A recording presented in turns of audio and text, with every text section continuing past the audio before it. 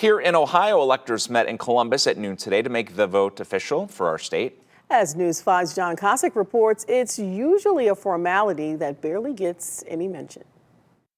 Yeah, this was the last chance that President Trump was holding out hope for, that some states that voted for Joe Biden would change their votes and in turn the will of the people. But in the end, it wasn't to be.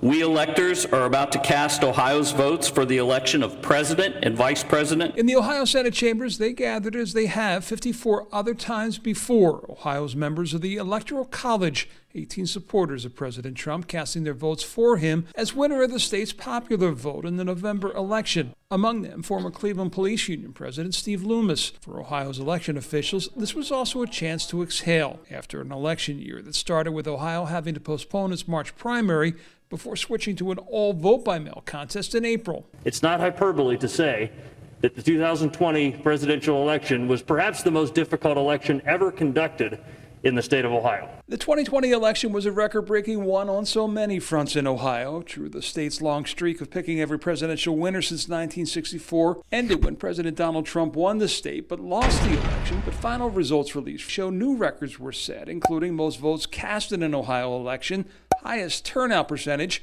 and highest percentage of early votes, nearly 59% compared to just 33% 4 years ago. And Lieutenant Governor John Husted, a former Secretary of State himself, said it was done without incident. It's great to see that Ohio is still a state where it's easy to vote and hard to cheat. And when you consider what happened with the process for counting ballots in other states, I hope that many of them will look to our election laws and to how we run elections in Ohio as a template for their reforms.